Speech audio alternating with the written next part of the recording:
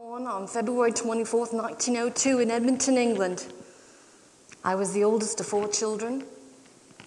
I was in a working class family, and at the age of 14, I left school to become a parlor maid. From a very early age, I was not afraid to work. And about 4 years later, I was walking past a church one night, and a group of young people was standing outside, and they pulled me in. You see, that group of young people had been saved during the week before during revival services. And they were bound and determined that no one was going to go by that church until they heard the gospel of Jesus Christ. And I sat in that church, and for the very first time in all my life, I heard that Jesus Christ, the Son of the living God, saved and died for Gladys Aylward. And I gave him my heart that night. It stirred me, it shook me, and I ran home and sat on my little bed. And I said, God, if you are real, will you prove yourself to me tonight? And if you prove yourself to me tonight, I'll do anything you ask. About a year later, I was reading a periodical about the advances of the Western world. The first transatlantic flight had just happened. But in that periodical, it said that there was darkness in China.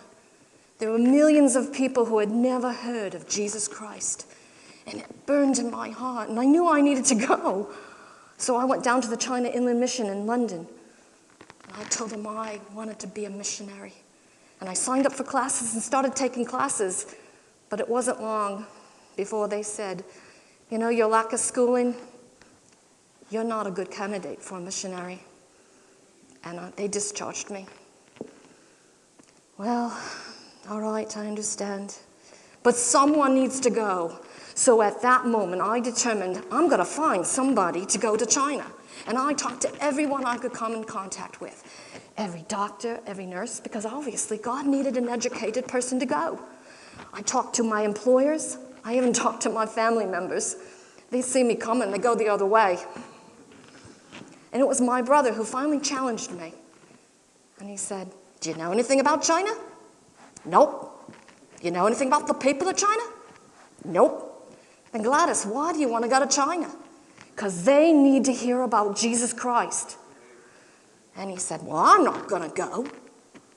And then he stopped, and he turned and looked at me, and he said, Gladys, if China's so important to you, why don't you go yourself? I said, he's right. God wants me to go. So I read about a lady, a missionary lady. She was 73 years old. Her name was Jeannie Lawson. And she was there in Yanchek, China. And she had written a letter asking for a helper, a young Christian woman who would come and help with the hard work. And I wrote her. And I told her I wanted to go. And she said, well, if you can make your way here, I'll talk to you. So for almost 9 months, I took my meager wages as a parlor maid. And I took them down to the train station master, and I gave them to him on a one-way, third-class ticket on the Trans-Siberian Railway. Sure, there were plenty of people who told me, it's too dangerous, you can't go, it's your young woman alone. I was in my early 20s. You know, there's an undeclared war between Russia and China. But I knew I needed to go, and after 9 months, with my passport in hand, my Bible, my tickets, £2.09 in my pocket, I boarded that train. And yes, it was hard and it was dangerous. But almost 2 weeks later, I arrived in my China. And I met Jeannie Lawson. And we set about the work. And one day she said to me, darling, wouldn't it be wonderful, those mule trains, as they came down through the mountains, they would stop at our inn for lodging. We could give them a bowl of soup and tell them about Jesus Christ. So she said, let's go in and pray about it. So we got down on my knees, and now she got down on her knees, and the first time in my life I heard somebody really pray. She wept and she wailed for the souls of those mule traders. She asked God to open the door, and we worked hard to refurbish our inn. But it was tough because those mule traders did not trust foreigners, especially 2 European ladies alone. And I couldn't speak much Chinese then, so my job was to get those mules to come into our courtyard, so I had to use a little ingenuity. And I took that lead mule and I pulled it into our courtyard where the hay was waiting, and it just started eating, and the others had to go along with it. So there was nothing for the men to do but come inside and get the hot bowls of soup we had waiting for them. And then Jeannie would take her stool and sit it down, and she'd start telling him Bible stories of Jesus Christ. Turns out the Chinese love a good story, and many of those men got saved. And the ones that didn't still loved our stories and told everybody else about our stories. We had a good life, but about a year later, Jeannie was on a ladder, and she fell. And a few days later, she died. And the mission board who had been supporting her wrote me a letter and said, "We were supporting her because she was experienced, but you're a young woman. You need to come home. We're not going to support you anymore." But I knew I was where God wanted me to be, and I didn't leave. So me and Yang the cook, been with her for 20 years, just he and I were trying to go along, but the money was running out, the food was running out. And I was stuck in my courtyard because in China, a woman can't leave her home alone. She has to be escorted by a man or a servant. So I started praying, "Lord, certainly you didn't bring me to China just to sit in this courtyard. Please bring the mule traders in. Find some way. I want to go talk to the women in the village." And before long, the mandarin, the chief magistrate of the town, came into my courtyard with great pomp and circumstance and told me he was looking for an official foot inspector for the district. You see, China had just outlawed foot binding and needed a woman with big feet. Size 3 they are. And they needed to be unbound so I could travel. And he would send 2 soldiers with me on short journeys and 4 soldiers on long journeys. And I would be an official government inspector. I told him I'd take the job on one condition, that I'd go inspect those feet, but then I'd tell my stories about my God. And he said, to my amazement, "All right."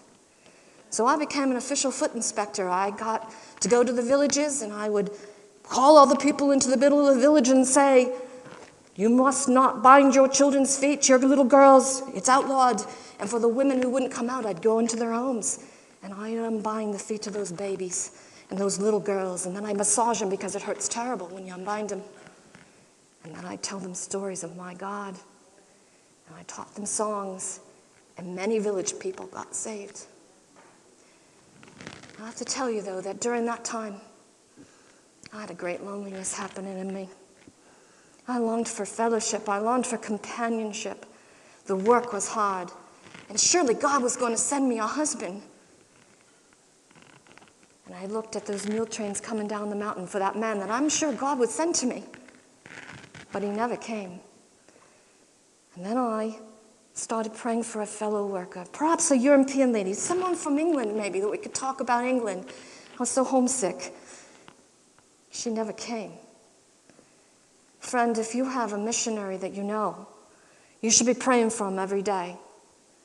They are in the front line battle, and they need your upholding, and they need your care. And it was at that time when I was so filled with self-pity, self-righteousness, my own ideas, my own self, that I was walking along, and there on the side of the road was an ordinary mountain woman, and leaning against her leg was the dirtiest, most miserable-looking little girl I've ever seen. She was filled with sores, and she was malnourished, and it was clear to me that woman was not her mother. She was there to sell it, and I bought it. I didn't buy it because I loved children, because I didn't. I didn't buy it because I pitied it, because I didn't. And I didn't buy it because I wanted it, because I didn't. I wanted my own babies. I did it because I was sure that Jesus Christ asked me to. It was as if someone had brushed by me and was right behind me talking, saying, "Buy it. Buy it for me. You mean to say you want me to use the money I have earned to buy it?" Yes. Yes, Gladys. You see, you can buy a body, but I can save its soul. Do you know how hard I had to work to get this money? You see that mountain up there? I had to climb that mountain practically on my hands and knees to go find that village people. And then I had to go to the top of that mountain and shout until I was hoarse to tell them to all come out. That's my job. And I came down here to get my wages.